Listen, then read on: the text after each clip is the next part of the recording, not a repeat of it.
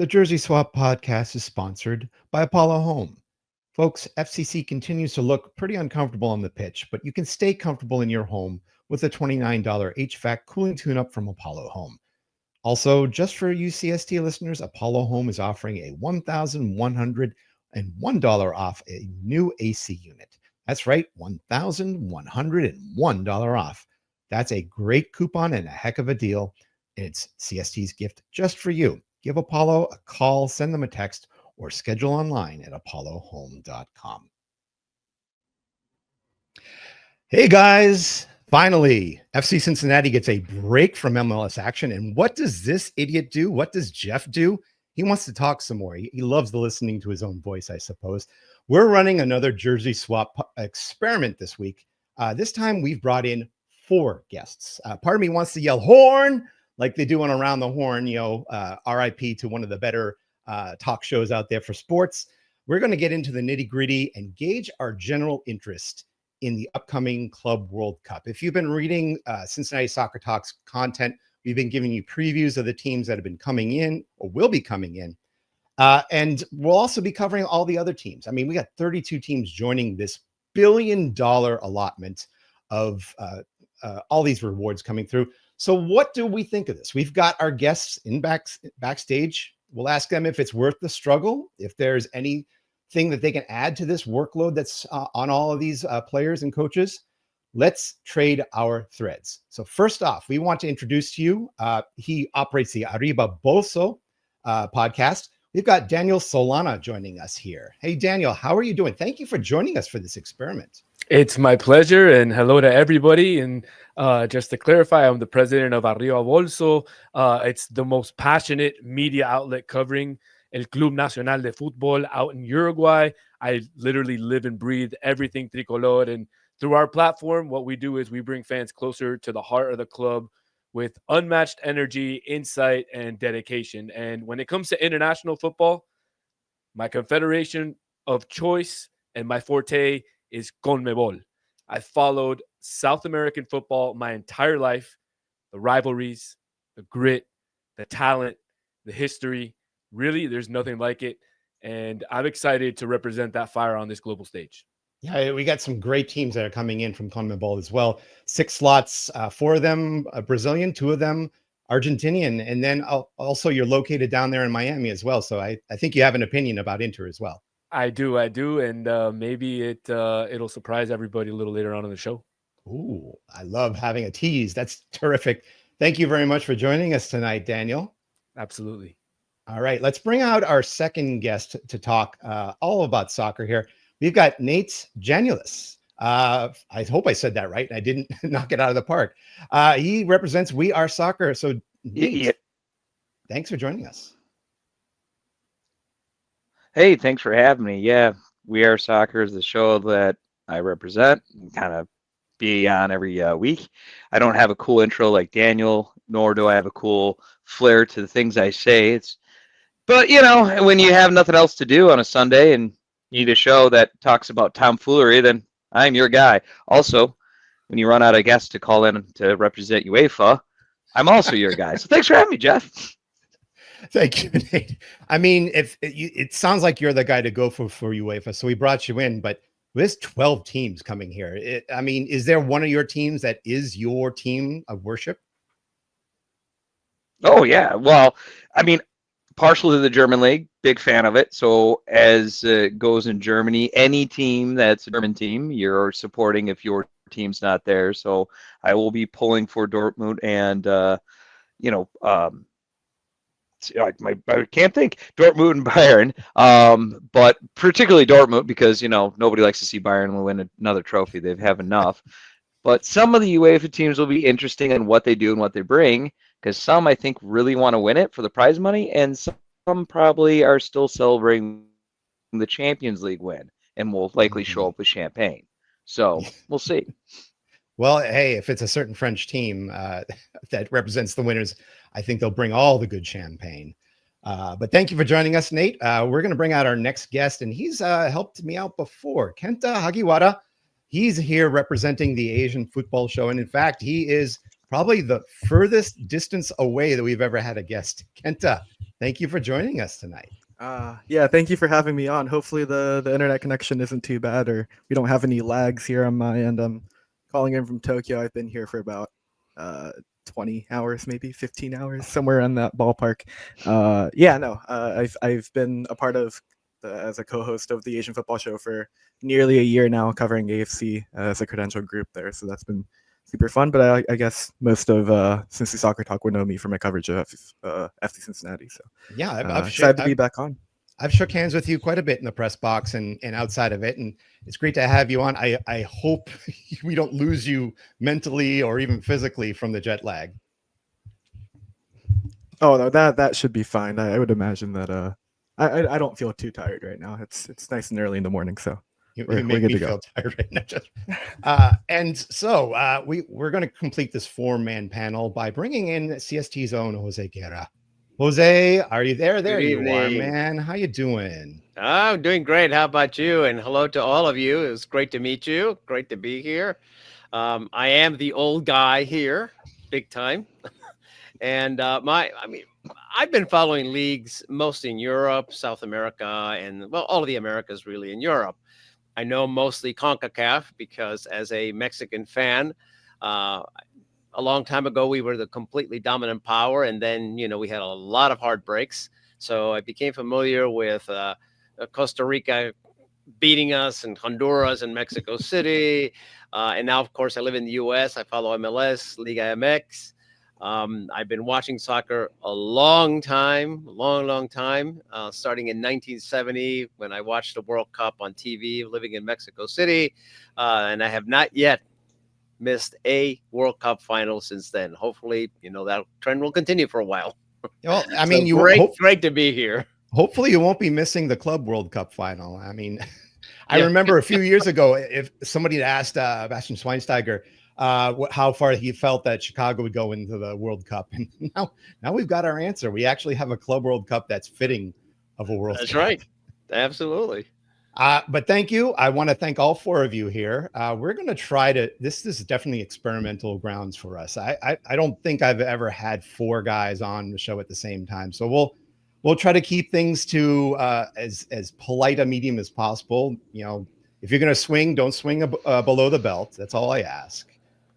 But let's start things out by sort of discussing this tournament in general. I mean, when they proposed that 32 teams out of all these confederations are going to come to of all places, the United States, to participate in this tournament, I think we honestly had our opinions on this. And I think I want to open the floor to begin. You can raise your hand, you can interrupt me, you can interrupt other people's if you want. But do people have true opinions on what this tournament has become or is like?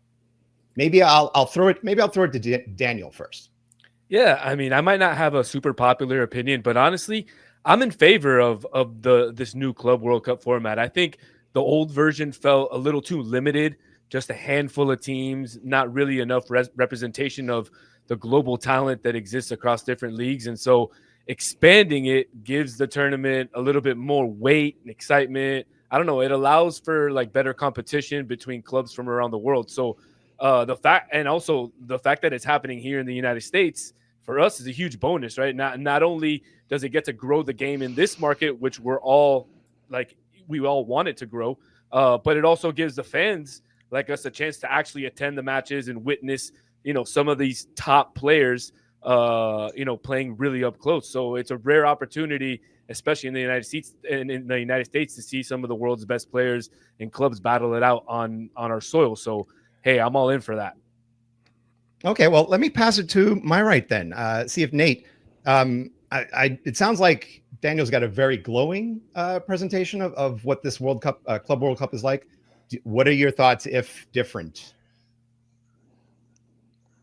I'm happy he's happy. It's awful. It's about the biggest waste of my time that I've ever experienced. If any of these Europe teams actually take it serious, they would smoke every one of these teams here.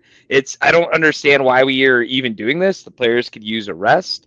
No one was interested until allegedly Saudi backdoor money made of maybe fund this thing, and now there's a prize there, and now people are somewhat interested so they can win stuff off it. But it's kind of like, what is the point? And I get it. We expanded it, so it's going to be great. Well, if you expand it with teams that can't compete, I'm not sure what we're doing here at this juncture. It's in the United States because it's one of the largest free markets there are, because most people here have a secondary team, and to me, it's just a giant money grab, and I'm not excited about it at all, frankly. Sorry.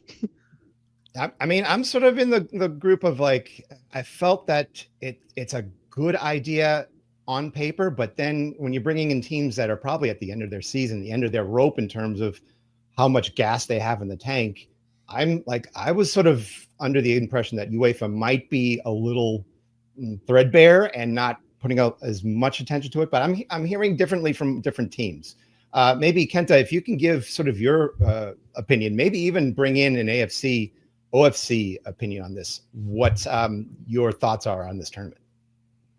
Yeah, obviously AFC, a lot of leagues like J League are in the middle of their season, so it's a bit different than what you have in Europe. I criticized even the UEFA Champions League and how they changed their kind of formatting this for this last season, and then they proved me wrong. It's an incredibly entertaining tournament as a whole, and I thought it improved on the old model. And I think in this case here with the Club World Cup, compared to what we've had previously, it's an improvement on the previous model. Yes, it is more matches, and we're talking consistently about schedule congestion and fatigue and the injuries that come with it, and I feel like a lot of players and clubs are asking for less matches, and then we also end up having more tournaments and more matches that go in each tournament. But I'll be optimistic that at least the product on the field will be entertaining for a lot of American fans, and will spark interest in club football here, club soccer here in the U.S., particularly for the MLS clubs, and hopefully will bring a good energy to the sport before the 2026 World Cup here. And I hope it really opens up. What do we got here? I just want to ask a serious question because I keep hearing it's better. Oh, sorry. No, go ahead. Go ahead. Well, better in terms of how, Nate? No, I thought I was talking to her. Well, that's what I was going to ask. How is this better for everyone who keeps telling me it's better? And don't tell me it's because there's more teams, because more doesn't always equal better. So what specifically is better than what it was in the past? Maybe I can open that up to either Kenta or Daniel in this case. Yeah, I mean, I'll take that one. Obviously, I think it's one. I know it's not always more is better, but in this case, you're featuring really good teams that would somehow get left out in a normal, Club World Cup format. For example, in CONMEBOL, you're having River Plate, a historic team who brings a lot of fans. Boca Juniors, another very historic team down here in South America that brings a lot of fans. And also the 4 Brazilian teams that are going to go, they all stand a decent chance at winning. I know that you said, Nate, that nobody would really stand a chance against European teams, but we've seen a lot of Argentinian, Brazilian, and Uruguayan teams in the past, maybe not right now, but in the past, compete with a lot of teams in Europe. And I think this is giving us a better landscape to see really over a short tournament instead of just 1 or 2 games. Really, can these teams last, and are they just meant for 1 or 2 game tournaments, or can they last a full 6-7 game tournament and be the best in the world? Let's bring in Jose to see if he can give maybe his perspective as well as like a CONCACAF perspective. And if it's CONCACAF, it's CONCACAF. It's always going to go. Here's the thing. I mean, it's the first time this is being done, so I'm willing for now to not pass judgment too quickly. And the reason being is, well, let's see how teams actually take this tournament. Are they going to take it seriously? Or, in the case of the European teams who just went through a brutal set of tournaments, because, we're just going to do the necessary and then just call it a day. So I think for now, I'm going to reserve my judgment. However, it'll be exciting to see teams that we never see here in an official capacity. I mean, we've seen friendlies come here. I personally, some time ago, went to a friendly in Philadelphia to watch Barcelona with Ronaldinho and Manchester United with Beckham, which, by the way, it was a bait and switch because a few days before they said Beckham was moving on. So I was not happy about that. But, I got to see them, and it was kind of a joke, quite frankly. Their stars played, and then 15 minutes into, they started making all these substitutions.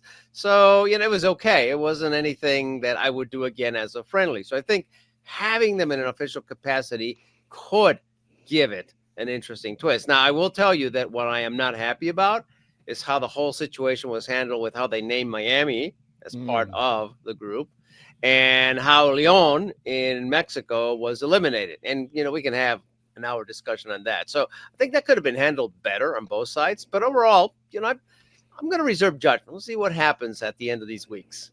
I think we can definitely reserve judgment and see just what the quality is that they bring out there. Yeah.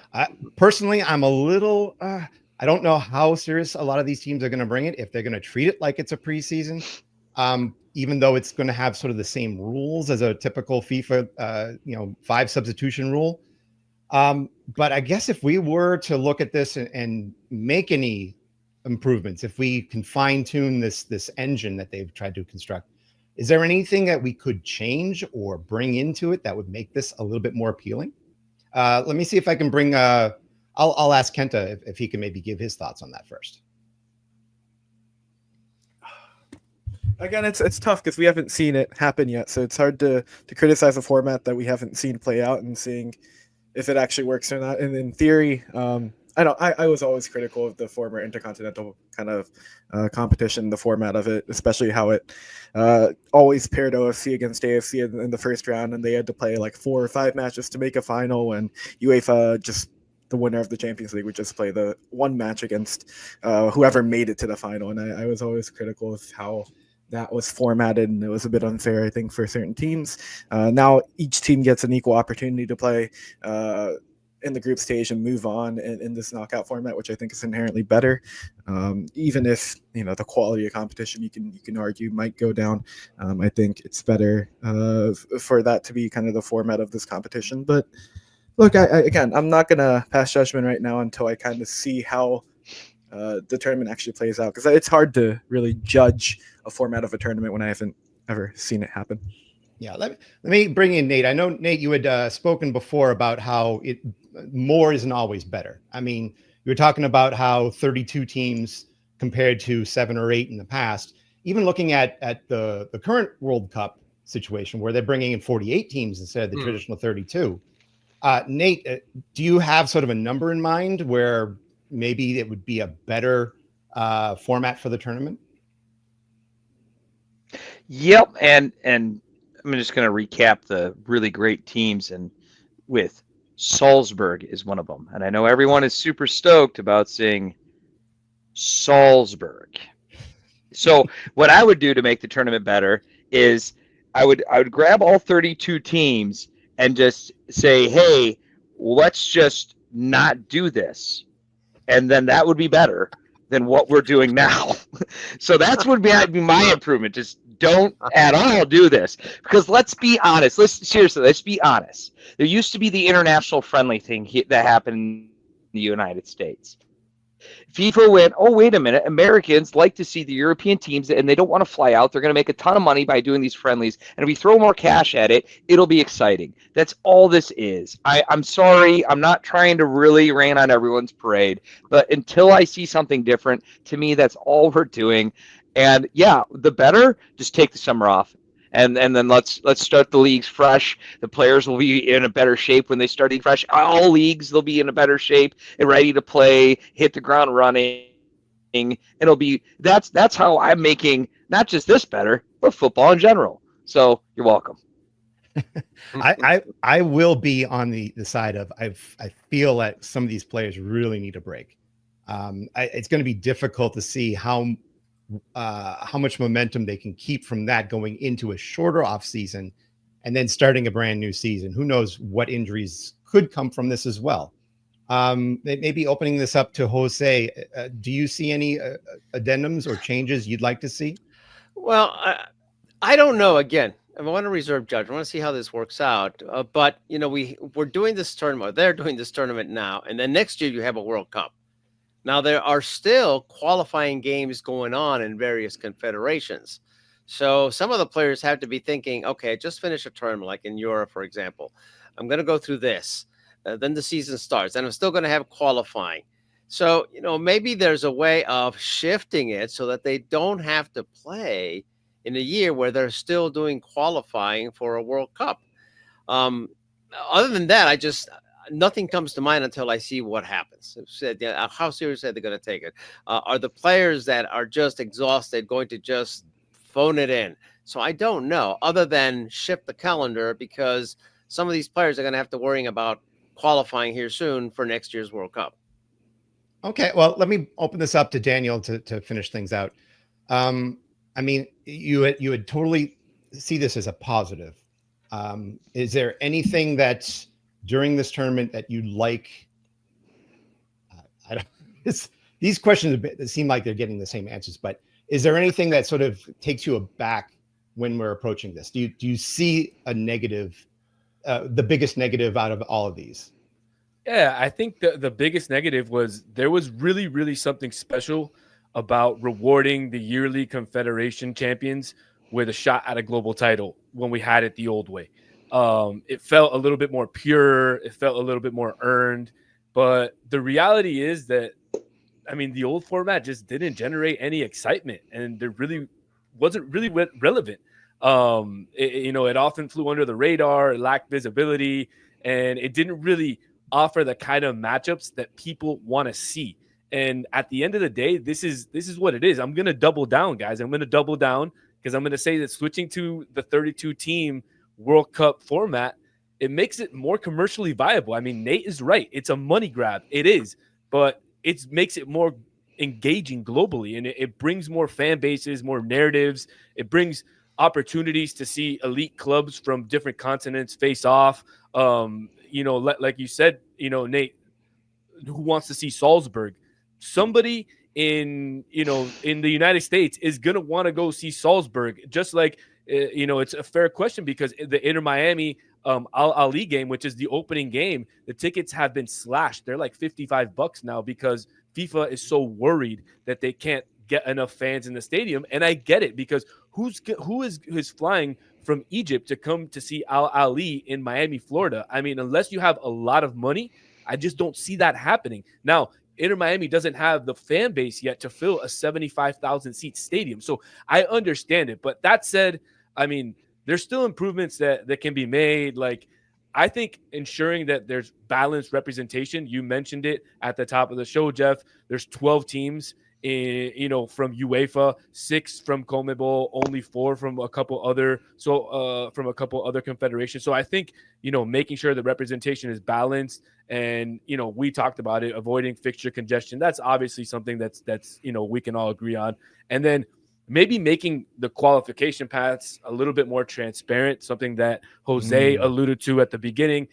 Definitely it feels a little bit weird that Inter Miami got it. I'm an Inter Miami fan, so I can't argue against it. I'm happy that they're there and they got chosen as a host city, but was it fair? No, I don't think so. I'm on that side as well. So again, there's a lot of things that can be done to make it correct. And if they do, I think this could be a must watch event every 4 years. Okay. I mean, I think we've got some really good arguments flowing here. It sounds like it's a really good concept. It sounds like there's a lot of improvements that can be made. But it also feels like the original format could have been tweaked a little bit better. I think 32 is too many teams. I think it doesn't necessarily reward all of the success that you see out there. A lot of people are going to argue Inter Miami won themselves a spot, arguably because they got the shield last year. Well, what about the teams before that? What about FC Cincinnati? Why didn't they get in? Because they got a shield the year before. Mm-hmm. What about the teams before them that got shields? Why isn't the Revolution represented? Because they're still within the 4-year cycle. So personally, if I'm going to put, and I am a member of this panel, guys, I'm a host, but I'm also a member. If I had my dithers, I'd say, let's try to make it a yearly thing. Try to make it a little bit more visible, though. I mean, every year, I think it had either gone to the Middle East or Japan or Korea. I'd like to see a little bit more visibility if possible. All right. How do you make it a yearly thing when you already ruined our Gold Cup? And then next year you have, just like we brought up, you have World Cup qualifying. Then you have the World Cup, then you have Euros qualifying, then you have the Euros. During this block of time, you have international tournaments every year. Yeah, it's things that I think if we don't run this first one, maybe we don't get the answers right away. I'd like a smaller field. 32, I think, is way too many. But I also feel that 8 is way too little. So I'm sure they'll find a medium at some point. And this is why you run it. And remember, according to what I've read, there's going to be an Intercontinental Cup at the end of this year with 6 teams. It's like, why? Why do you need that? I would immediately put the kibosh on that. We don't need Well, of course. I mean, yeah, it's a rhetorical question. It's money, but like 6 teams, really? Well, I mean, it is money. It is $1 billion in somebody's cup. And we've already seen some arguments. Seattle Sounders came out with the shirts on wanting a little bit more of the cut as well. So we don't know just how much is going to the teams themselves as much as the ownership or the confederations are concerned. So if we don't run it, we don't get to see what it is. Maybe this is all a bad idea and they stop it. But we'll see. But it's still coming. And that's what I think we want to cover. Beyond Exercise is a full-spectrum physical therapy and fitness service based in Cincinnati. They help all of those in the Queen City stay active and injury-free. They've aided in the performance needs of our MLS, MLS Next Pro, and Academy athletes. Check out their list of services at gobeyondexercise.com and get the attention you deserve. So I think what we want to do, we've got all of our opinions here. Let's see if we can do a lightning round and figure out from these groups who we expect to qualify. Each group is going to have 2 qualifiers to come through. So let's do it group by group. Looking first of all, Group A. I'm going to corrupt a lot of these reading guys, so pay no mind to me.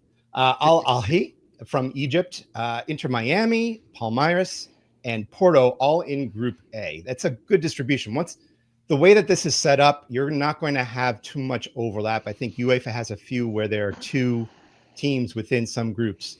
Can we maybe get a consensus who we feel can come out of this group? Let's start with Jose. I think if they take this tournament seriously, and again, that's a big if, I think Palmeiras from Brazil and Porto from Portugal go. I mean, they are both very well positioned right now in their respective leagues. And Porto's always in there, competing for trophies and whatnot. So if they take it seriously, these 2 will pass. Now, if they don't, then I think there's a chance for Miami to sneak in. Does anybody else have a different opinion on that? Like, can you make an argument for Miami being sort of dominating this group? No, absolutely not. But they're definitely one of my picks to go through in Group A. I think the other one would be between Porto and Palmeiras.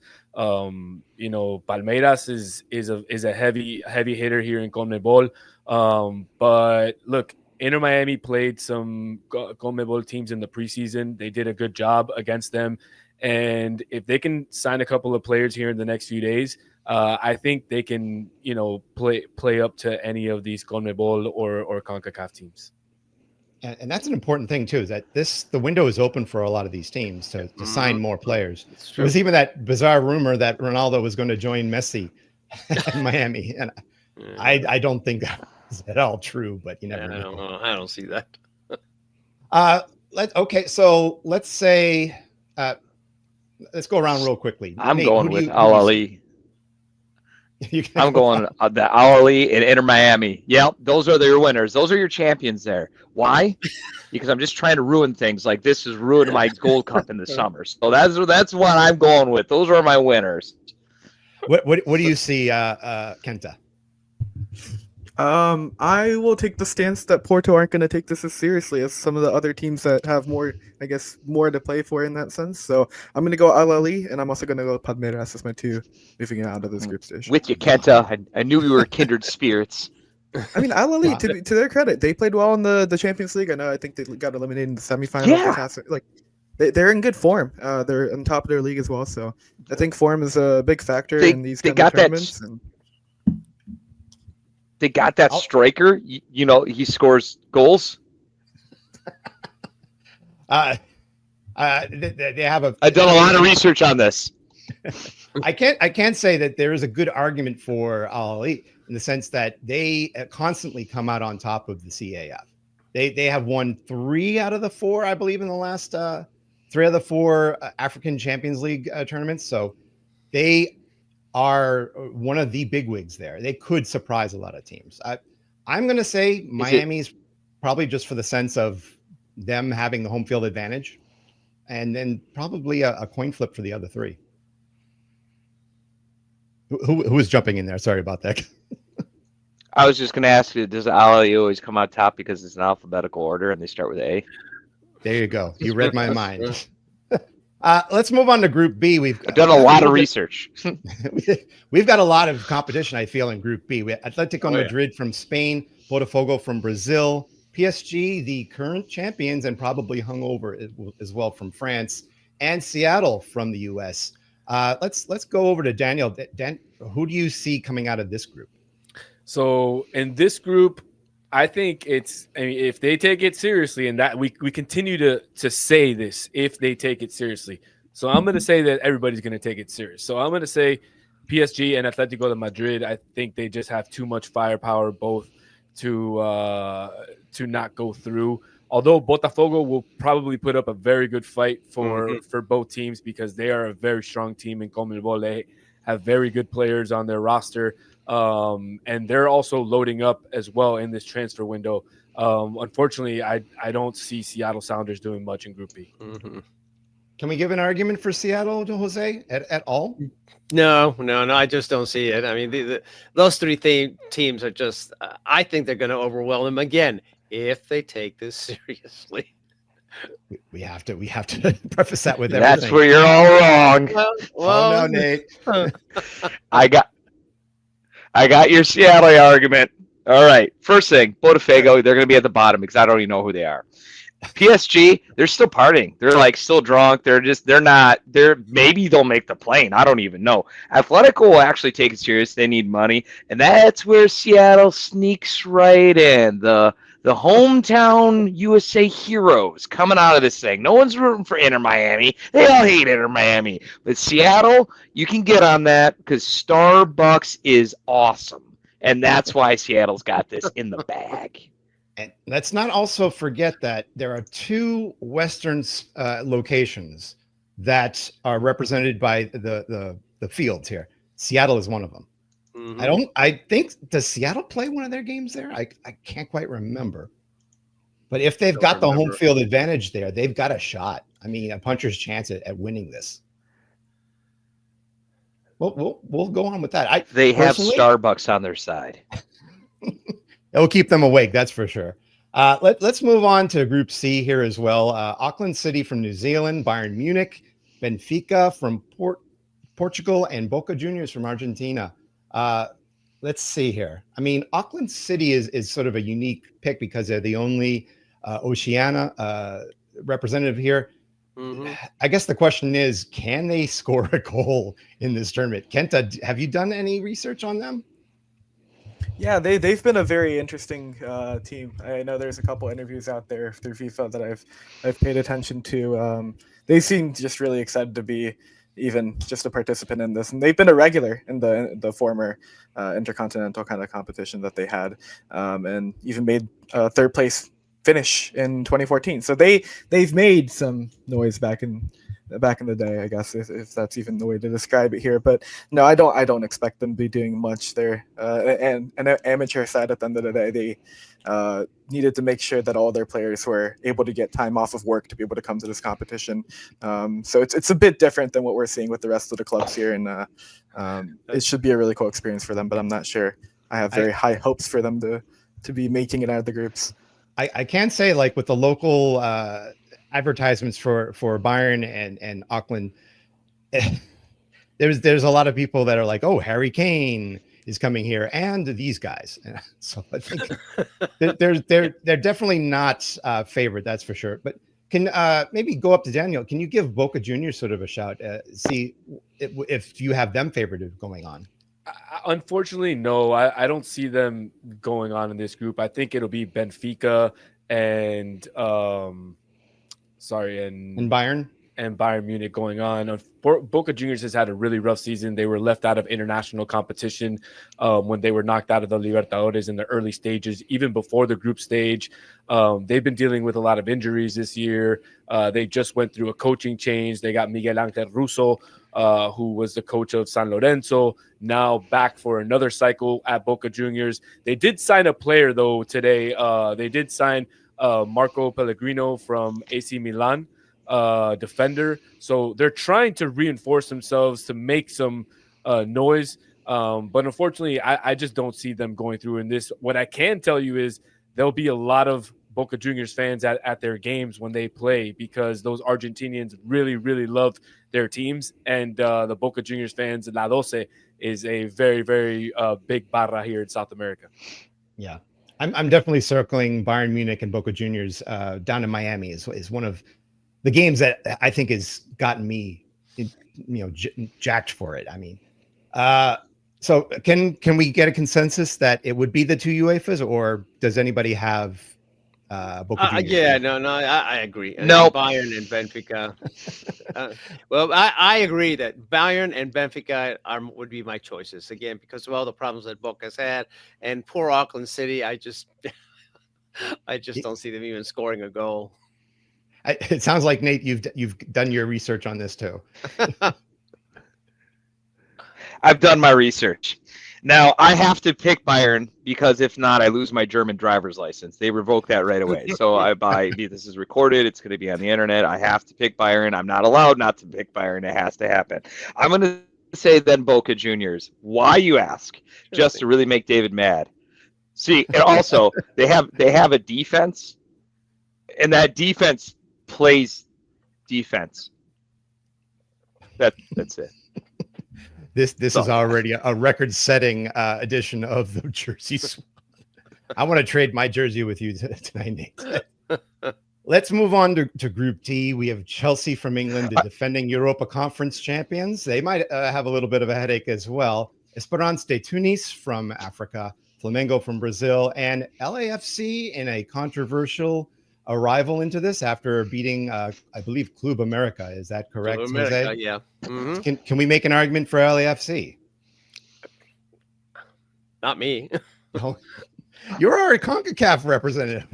I know, but here's why. I'll tell you why. I mean, Chelsea always does well in these international tournaments. And again, let's just assume everybody's going to take this seriously.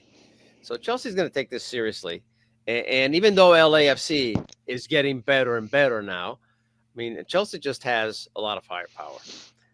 Flamengo, Brazil, that's my other choice, by the way, Chelsea and Flamengo. Flamengo in Brazil is doing very well right now. And I just don't see how LAFC can get past those two. Now, if, I don't know, Esperance Tunis, does the miracle and beats one of these two guys, well, maybe LAFC can sneak in.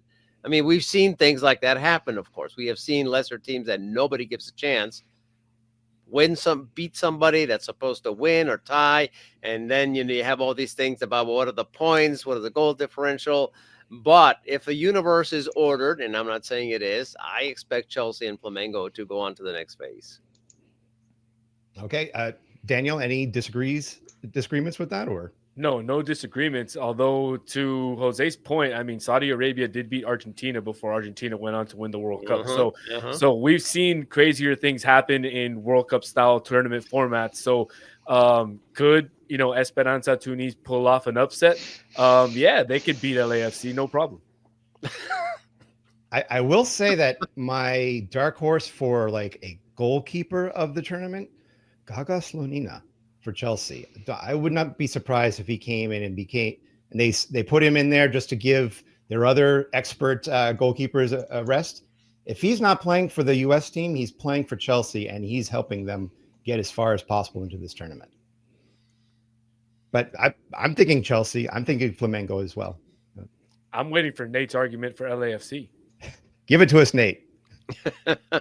Oh, no. I'm actually going to agree with everyone here for once. I got Chelsea. But for the reasons that they have a squad of 500 people. And see, what happens is when you have a squad of 500 people, you don't get playing time.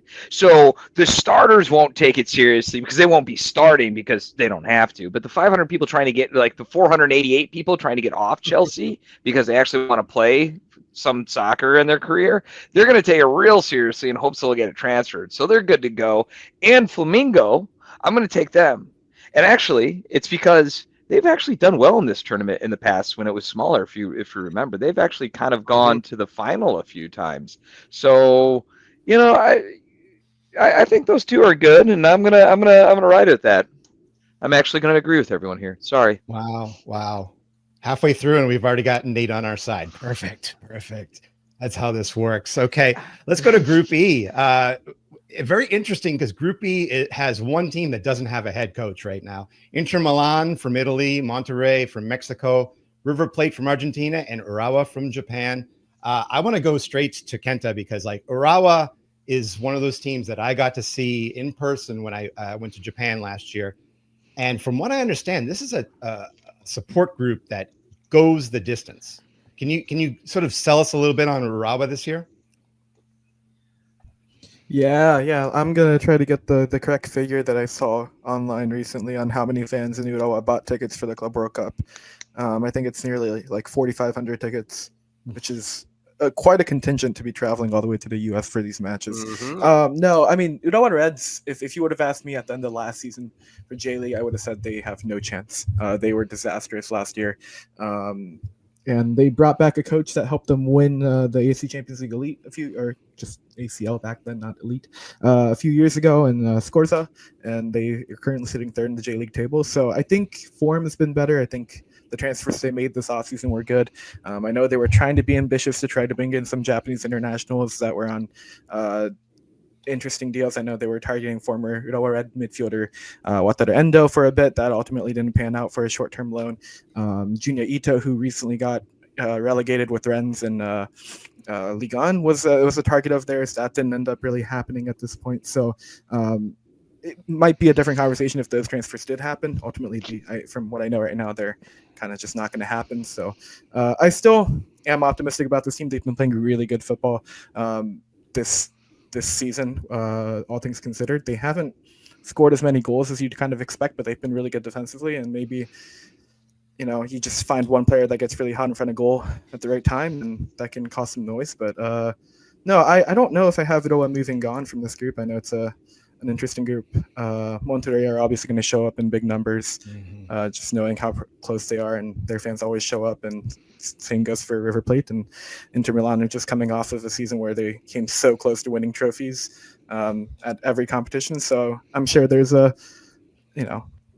don't know if the Club World Cup is a consolation prize, but I'm sure there's a little bit of, want to bring home some kind of silverware. So I do have Inter and Monterrey moving on. Inter might have a hangover for a different reason altogether. Right. Yeah.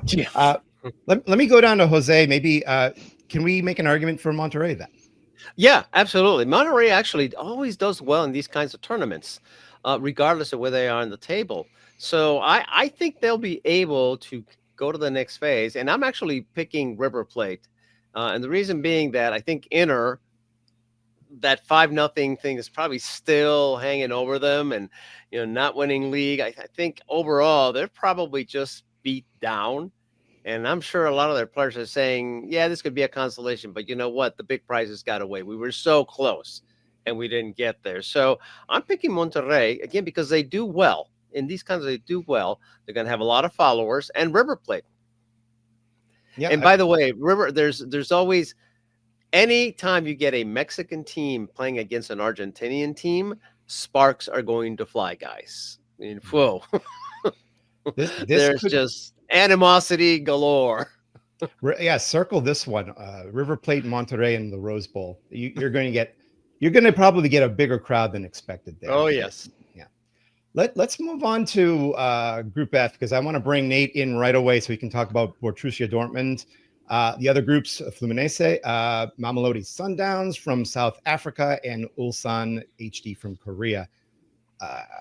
Nate, can you give an argument for Borussia not making the next round?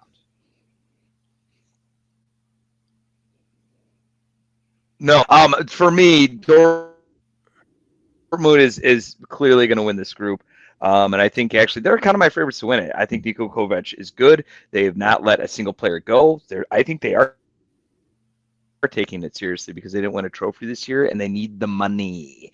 They need it big time because they really want to compete against Munich. So the extra funds help them retain players. Extra funds might help them actually bring in players in a very financially tight league. And then I'm going to have to go with Fluminense because I don't know the other teams and I want to buy Daniel's good graces once more. So just trying to be nice. Daniel, did it work? Did he kiss your butt enough there? Yeah, it was nice enough of him to kiss my butt. Maybe a little bit more in Group G and H would be nice too. But I have to agree with him. I think it's going to be Borussia and Fluminense. Fluminense is really trying hard in this transfer market to get some new players in. But they've done a decent job in the league this year, and they always do well in tournament style formats to take a page out of Jose's book. And really, nobody really knows much about the other two teams, about the Sundowners and the other teams. So I can't really opine on them other than I think it's going to be interesting if we're looking at this like World Cup and sometimes we look at Ghana or Ivory Coast and things like that. Sometimes you get an African team who is a Cinderella story. So could we have a Cinderella story coming out of Group F? It's tough. It's tough with Mamelodi Sundowns. And the reason being is that they're so dominant in their own league that they've won 8 straight league titles. The problem is they come into this tournament never winning the CAF Champions League. So they're strong at home, but not when it comes to international club competition. As far as Ulsan is concerned, Kenta, I think we can agree Ulsan's not having a great season.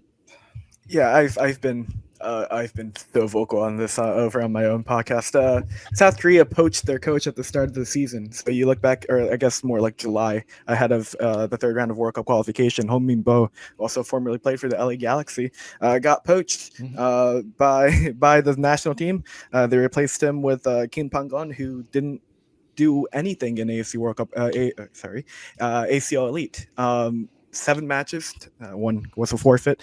7 matches, 1 win, 6 losses. Didn't score a goal in the first 4 matches. It was just an absolutely disastrous campaign by them. I don't care that they continue to be at top of K League. That they've won the K League 3 years in a row. That's just not good enough at this point. When you're not contributing at the Champions League stage, they're the only team in AFC to qualify by not winning a Champions League because they're the highest ranked. This is a team that I have finishing dead last in the group. I don't know if they score a goal. I have higher hopes for Auckland City, and I've been vocal about this for a year. I have higher hopes that they bring a certain level of like, there's absolutely nothing to lose than for this Ulsan HG team that I have just no hope for. So and representing my hot take of this, representing the bottom of the barrel, Kenta Hagiwara. Thank you, man. Let's move on to Group G. Well, yeah. I was just saying, not to beat up on your Sundowns comment, but saying, hey, they won a bunch of games in their league in this format with these teams is like saying my men's over 30 team also did well in our division, so we should be able to compete as well. So come on, let's put it in frame of reference, Yeah, that's exactly where I look at it as well. I don't expect them to go very far. If they can't beat up on teams from other countries, they're not going to be able to beat up on teams at this level. Let's move on to Group G before it gets too late tonight. We've got Al Ain from United Arab Emirates, Juventus from Italy, Manchester City. Hey, how you guys doing from England? And Wydad from Morocco. I guess the question is, can we slot in the UEFA teams into this automatically? Nate. Oh, sorry. I'm picking them.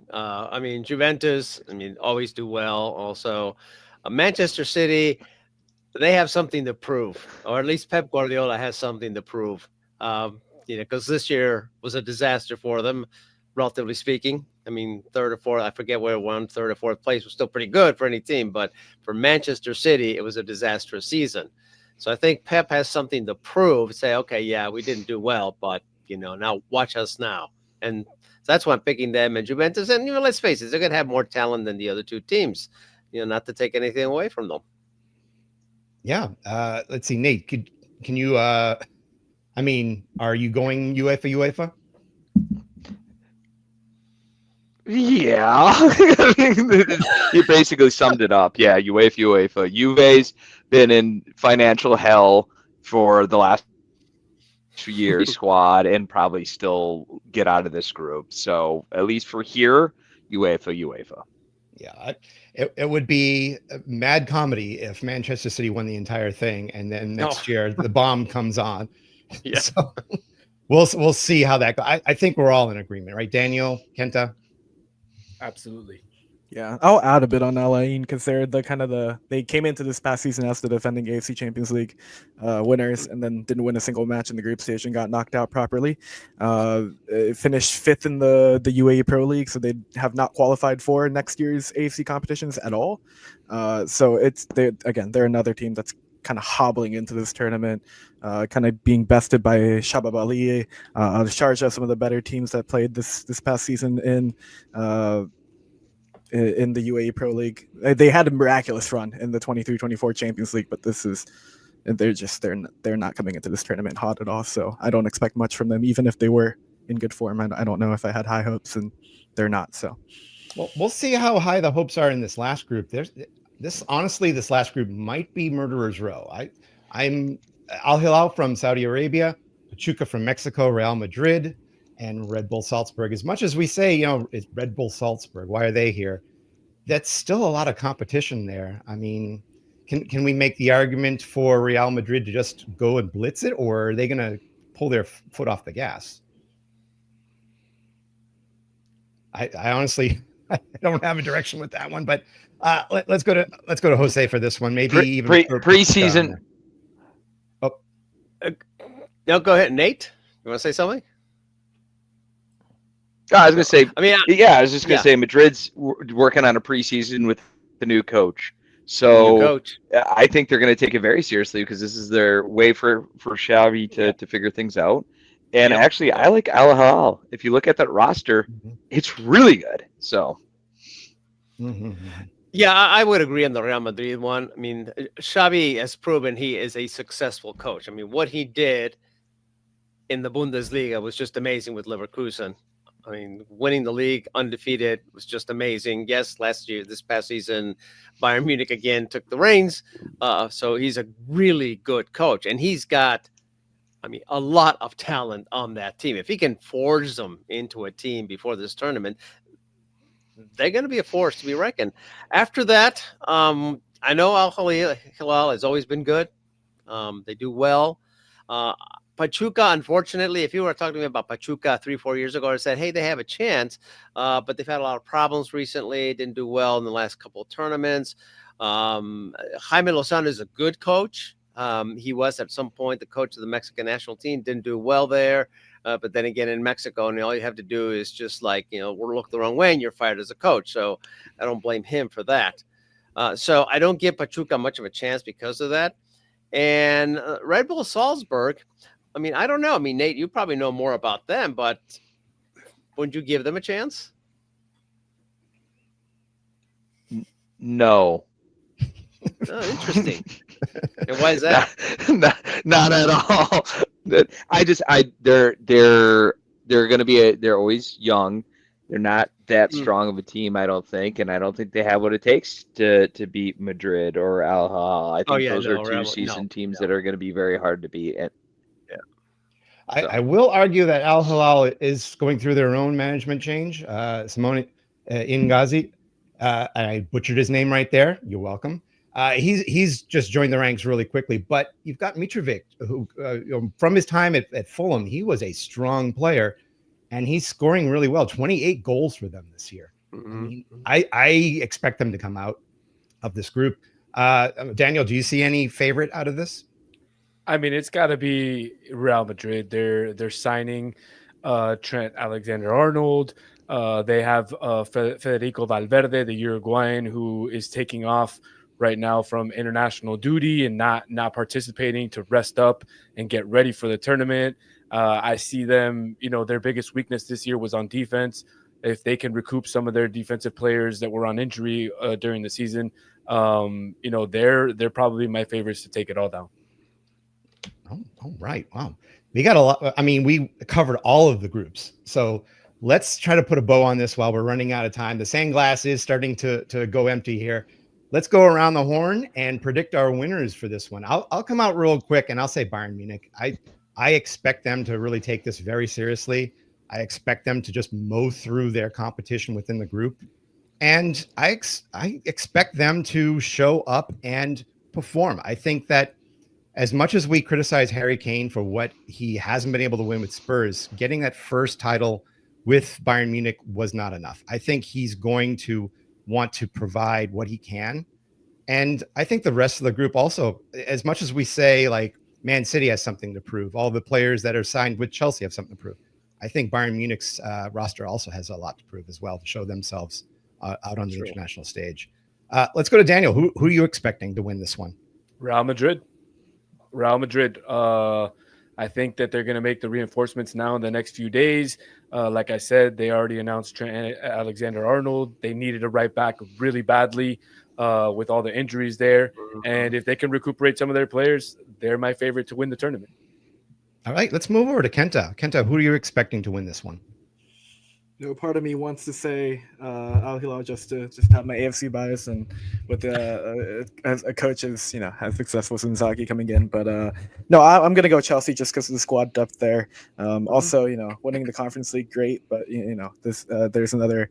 It's not necessarily the biggest European competition to win, so I think they'll still be hungry to try to get another competition under another trophy under their belt. And yeah, I think it's one of those things where you have so many quality players at an individual level on that team. It's going to be hard to compete, especially if players are already like mentally and physically exhausted coming into this tournament. All right, let's move over to Jose. We'll let Nate wrap up things, but we'll go to Jose next. Who is your favorite to win all this? Real Madrid. I mean, I think they have something to prove. They fell short last year because all kinds of different problems on the back line.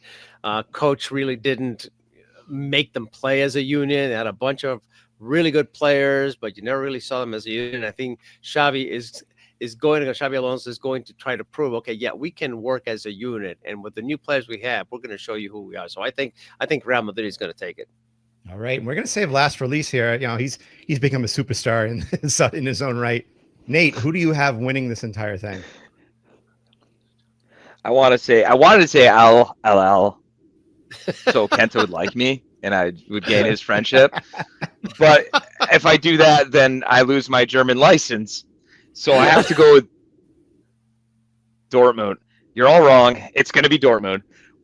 Why, you may ask? Well, because we just signed Jude Bellingham's brother, and he's coming out, and they have a deep roster, and they need the money, and Niko Kovac is good, so why the heck not? Yeah, I have to go with a German team, and I can't in good faith say Munich because, yeah, they have all the trophies, and they can't have more. So, Dortmund.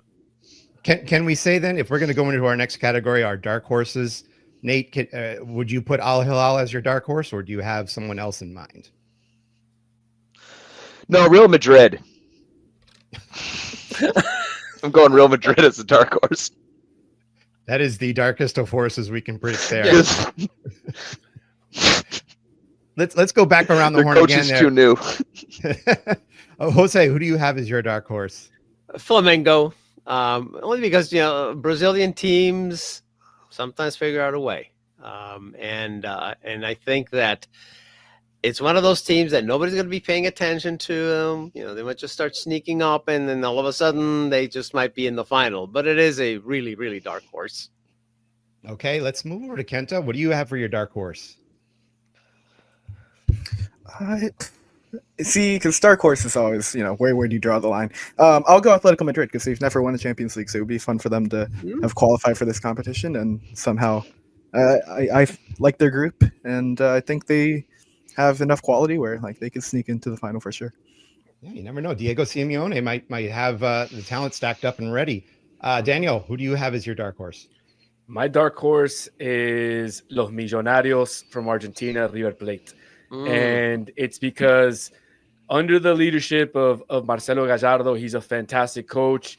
They've had a tough year in 2024, but looks like the squad has been reinvigorated. They have many good players like 17-year-old Franco Mastantuono, who's been a star, and he's been rumored to go to Real Madrid. I assume he's going to play the Club World Cup with River Plate, and for that reason, they're one of my dark horses, as well as Sebastian Drusi. You guys are familiar with him from Austin FC. Gonzalo Montiel, who kicked the game-winning PK Montiel. for Argentina.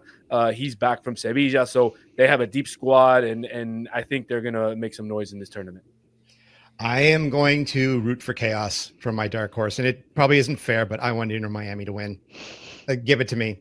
Give to me all the controversy, all of the people saying that it stinks to high heaven of corruption and greed and people putting their money in there. Give it to me. I want it. I want that chaos. Give it to me. Drink it from the biggest big gulp. Yeah, game's rigged. You're probably right.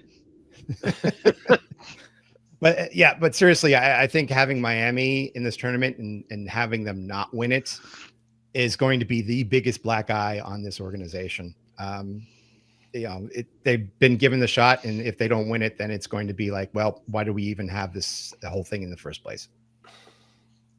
That's my big shot that I'm going to say here. It's my show, so I can say it. Let's start wrapping things up here. I want to go around the horn and have you all sort of just, where can we find everybody on the World Wide Web here? Let's go back over to Daniel. Yeah, you can definitely check me out at all my social media channels at Dice El Dani, DICEELDANI. You can check out our social media channels at arroba, which is at in Spanish, arriba bolso. We have great content on Nacional, and then I cover Inter Miami and really Uruguay, Nacional, and all sorts of South American stuff there. So I'll be covering the Club World Cup for Fútbol de Primera, a radio station down here in Miami. So if some of you all are at the games, I hope to see you all out there. Okay, let's shake it over to Nate. Where can we find you in this World Wide Web?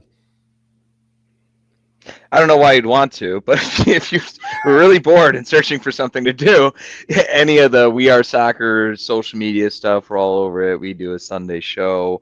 We have a MySpace account we're really looking to take off. We're hoping that's going to generate a lot of views with the MySpace account. Oh yeah, that's But an We Are up-and-coming Soccer. platform. I heard. Yeah, new platform. I've heard. Yeah.